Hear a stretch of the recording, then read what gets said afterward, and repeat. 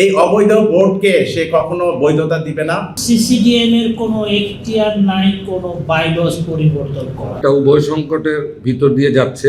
এই বোর্ডটাকে ভেঙে দিয়ে একটা পরিষ্কার স্বচ্ছ নির্বাচন দিতেই হবে। এইভাবে সিসিডিএম চেয়ারম্যান যদি সিসিডিএম চালায়, সেই সিসিডিএম তো কখনো রান করতে পারে না। আপনারা নিজেরাই বুঝেন জিনিসটাই, তামিমের প্রশংসাটা কেন স্পেসিফিক্যালি করা হয়েছে। আর ক্রিকেটারদের বাইরে তারা করে রাখার বিষয়টা খুবই দুঃখজনক। মানে আমাদের তরফ থেকে অনুরোধ থাকবে, ওনারা যারা আছেন এখন, যেন ক্রিকেটারদের আর একটু সম্মান দিতে তারা শিখেন।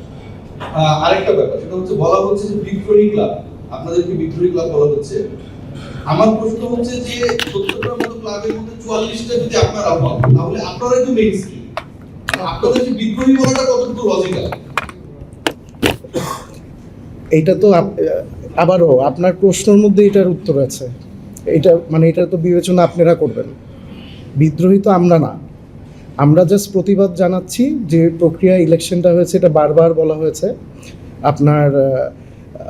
আপনারাই বলেন না, আপনারা এই যে ক্লাব ক্যাটাগরি থেকে, জেলা বিভাগ এখানে বাদ দিলাম, ক্লাব ক্যাটাগরি থেকে যে 12 জন আসছে, আপনি 6 জনকে আগে চিনতেন, 7-8 জন, 6 জন না, আপনি 5 জনকে চিনতেন। আপনারা বলতে পারবেন কিছু নতুন নাম, কিছু নতুন মুখ আমরা যাদেরকে দেখলাম। অক্টোবর মাসের 6 তারিখে ইলেকশনটা হলো, সেপ্টেম্বর মাসে এনাদেরকে চিনতেন আপনারা? না। তাহলে তারা ইলেক্টেড হলো কেমনে? এটা তো আমাদের প্রশ্ন আপনাদের কাছে। এগুলো আপনারা সঠিকভাবে তুলে ধরবেন, এটাই আমাদের অনুরোধ থাকবে আপনাদের কাছে। তো মানে এখানে আসলে আমার মনে হয় আমরা সবাই পুরো বিষয়টা জানি। আপনাদের ফ্র্যাটার্নিটি সবাইও পুরো বিষয়টা জানি, ইলেকশন কিভাবে হয়েছে। তো এটা নিয়ে আসলে আর কিছু বলার নেই।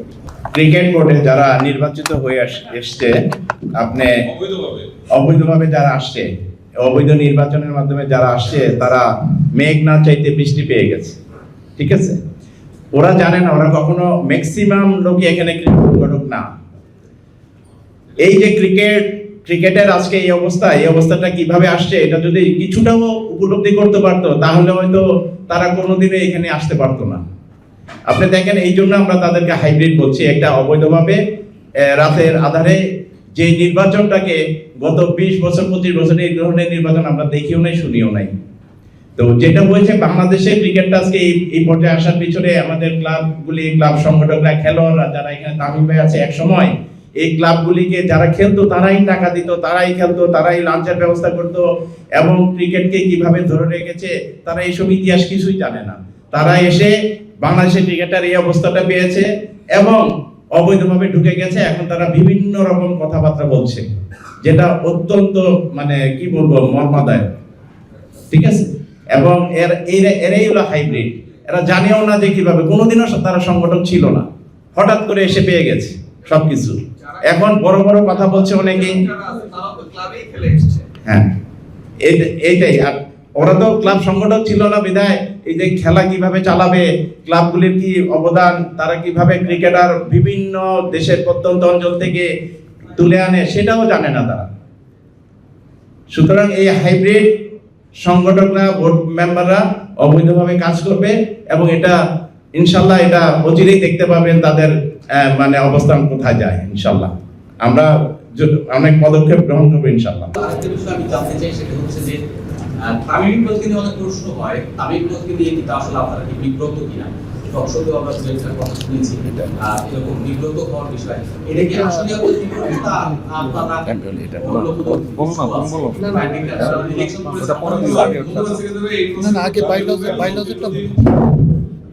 ধন্যবাদ সেকেন্দার ভাই। আমি তামিম ইকবালের ইস্যুটা বলি। Tamim Iqbal from the beginning আমাদের সাথে ছিল এবং এই বোর্ডকে অবৈধ বলে আসছে এবং ভবিষ্যতেও বলবে, এখনো বলছে। আর বিভিন্ন প্রশ্নতে আমরা অনেক সময় বিব্রত বোধ করি যে এই বিষয় নিয়ে বারবার কথা বলা হয় কেন। খেলোয়াড় হিসেবে তার একটা অবস্থান থাকতেই পারে, কিন্তু এই অবৈধ বোর্ডকে সে কখনো বৈধতা দিবে না। এটা আমাদের সাথে ছিল, আছে এবং ভবিষ্যতে থাকবে ইনশাল্লাহ। ধন্যবাদ। আমি সেকান্দার ভাইয়ের কথা নিয়ে আসতেছি। আমি একটু বাইলসের যে ব্যাপারটা আপনি বলেছেন, সিসিডিএম এর কোনো এখতিয়ার নাই কোনো বাইলস পরিবর্তন করা।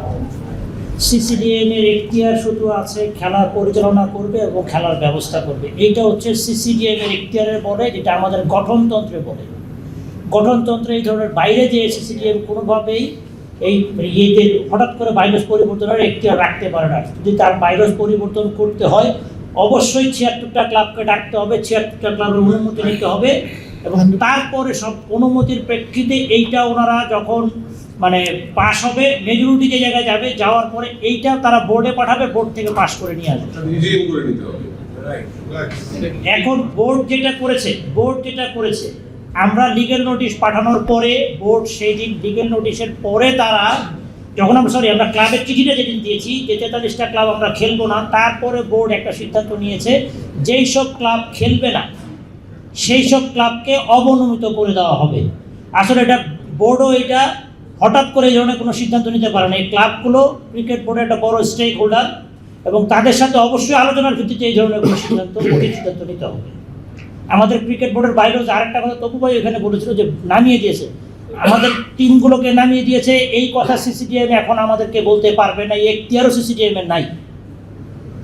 কারণ সিসিডিএম এর বাইলজ যেটা আমরা যেই বাইলজটা আছে আমাদের কাছে, সেই বাইলজে বলাই আছে যে 2টা টিম উপরে উন্নীত হবে, 2টা টিম অবনমিত হবে। ওই জায়গায় 3টা টিমের কোনো অপশন নাই।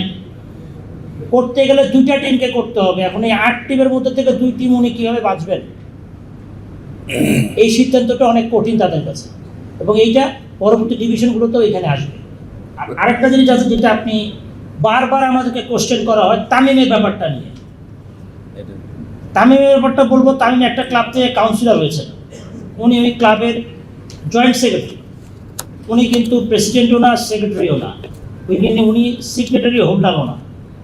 যার কারণে ক্লাবের আমরা যে ক্লাবগুলোর পক্ষ থেকে চিঠি দিয়েছি সবগুলোতে আপনারা দেখবেন প্রেসিডেন্ট অথবা সেক্রেটারির একটা সিগনেচার আছে। হয়তো বা এমনও তো হতে পারে তামিমের প্রেসিডেন্ট সেক্রেটারিরা সিদ্ধান্ত নিয়েছে তারা খেলবে, তামিম ক্লাবের কাউন্সিলর, তামিম কিন্তু ওই ক্লাবের সেক্রেটারি হোল্ডার না, ডিসিশন মেকার না, ডিসিশন মেকারদের একজন। বাট আমরা যারা ডিসিশন দিচ্ছি আমরা ডিসিশন মেকার হয়ে ডিসিশনটা দিচ্ছি। বাট তার সম্মতি কিন্তু উনি কিন্তু আমাদের সাথেই আছেন। বাট ক্রিয়ার মাঠের খেলার ক্ষেত্রে ওর ক্লাবের সিদ্ধান্ত, এটা কিন্তু ওর ব্যক্তিগত সিদ্ধান্ত না। বারবার বলা হচ্ছে তামিম ছিল, তামিম নাই। এইটা আপনাদের সাথে আমি একমত হতে পারতেছি না যে তামিম আমাদের সাথে, তামিম আমাদের সাথে আছে।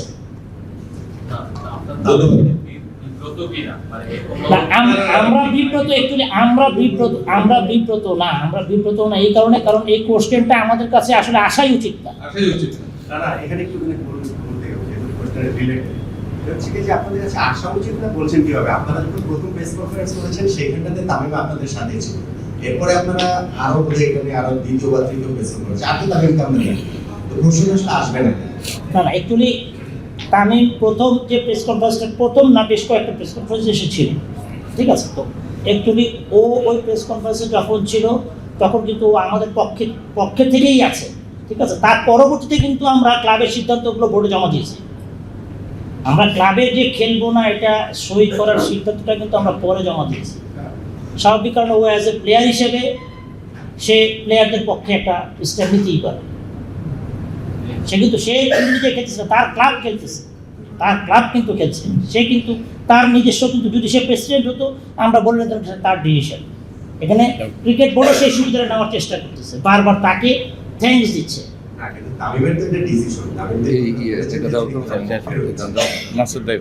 আপনারা এটাকে মানে পুরো জিনিসটাকে আমার মনে হয় না যে আপনারা খুব ক্লিয়ার করতে পেরেছেন, বরং জিনিসটা আরো বেশি নোমান ভাই আমি একটু কথা বলি। এর আগেও এই প্রশ্নের উত্তর আমি দিয়েছিলাম। এই ব্যাপারটা কিন্তু একেবারে ক্লিয়ার করেছি যে আপনার কথা সঠিক, ও আমাদের এই আন্দোলনটা ছিল একেবারে ফিজিক্যালি ছিল, ঠিক আছে? কিন্তু যখন ও আগে প্লেয়ার তারপরে সংগঠক, ঠিক আছে, এটা মানেন তো? আমাদের অবস্থানটা আমরা কিন্তু শুধুই সংগঠক, ওর 2টা আইডেন্টিটি আছে। সেই কারণে ও আমাদের সাথে আলাপ করেছে, এই ব্যাপারটা নিয়ে অনেক গভীরভাবে আলাপ করেছে। 2-3টা মিটিংয়েও ছিল, যেই মিটিংটা কোনো সংবাদকর্মী ছিল না আমাদের সাথে ইন্টারনাল। ও আর অবস্থানটা ক্লিয়ার করেছে যে ও প্লেয়ারদের সাথে থাকতে চায়। সেই অনুমতি ক্রমেই কিন্তু আমরা সবাই একমত হয়েছি যে ঠিক আছে, তুমি প্লেয়ারদের সাথে থাকো। হ্যাঁ, কিন্তু ও বলছে যে কিন্তু এই অবৈধ ভোটটাকে ও মানে না, এটা ও অ্যাডমিট করে। ব্যাপারটা ক্লিয়ার। ও এখনো আমাদের সাথে আছে। যদি আপনাদের সাথে কারো ব্যক্তিগত যোগাযোগ থাকে প্লিজ আপনারা ওর সাথে যোগাযোগ করে নেবেন, বাট ও খেলোয়াড়দের সাথেও থাকতে চায়, যেই কারণে একটা উভয় সংকটের ভিতর দিয়ে যাচ্ছে। এবং আমরা বিব্রত কিনা দেখেন, আপনারা যখন প্রশ্ন করেন বারবার, স্বাভাবিক কারণে কিন্তু আমরা একটু বিব্রত হই। কিন্তু আবারও ক্লিয়ার করতে চাই যে তামিম ওর আইডেন্টি দুইটা, একটা সংগঠক, একটা প্লেয়ার, ওইভাবে এখনো আছে আমাদের সাথে। Thank you, thank you. আমরা যেহেতু খেলোয়াড়রা ক্ষতিগ্রস্ত হচ্ছে এবং খেলোয়াড়রা মাঠে নাই, তার মানে তার অলস সময় কাটছে, তারও কিন্তু মন ভালো নাই। তাদের যারা খেলতে পারছে তাদেরও মন ভালো না, এবং যারা খেলতে পারছে না তাদেরও মন ভালো না। একটা যেটাকে বলে যে একটা খারাপ সময় পার করছে, এবং আমরাও কিন্তু খারাপ সময়টা পার করছি। আমরা এই জিনিসটা নিয়ে আমরা দু একবার বসেছি যে এটার বাইরে আমরা অন্য কোনো উপায়ে খেলোয়াড়দেরকে মাঠে রাখতে পারি কিনা। বিসিবি আমাদের কোনো মাঠ দিবে না, এটা আমরা জানি, ওরা আমাদের সহযোগিতা করবে না। সেই ক্ষেত্রে আমাদেরকে মাঠগুলি ভাড়া নিয়ে করতে হবে। আমরা ওই ব্যাপারটা আমরা যারা এই লিগে বসে আছি, আমরা এটা চিন্তা করছি প্লেয়ারদের জন্য কিছু একটা আমরা আয়োজন করতে পারি কিনা। দ্বিতীয় প্রশ্নের উত্তরটা যদি আপনি এক বাক্যে বলেন, আমরা এক বাক্যে বলতে চাই, এই বিসিবি অবৈধ এবং এর আন্ডারে আমরা কোনোভাবেই যেতে চাই না। যেটা হইতে হবে সেটা কোর্ট করুক, সেটা উপদেষ্টা মহোদয় করুক, যেটা ওনারা করতে পারে। ওনারা এই বোর্ডটাকে ভেঙে দিয়ে একটা পরিষ্কার স্বচ্ছ নির্বাচন দিতেই হবে। এর বাইরে কোনো কথা আসলে নাই।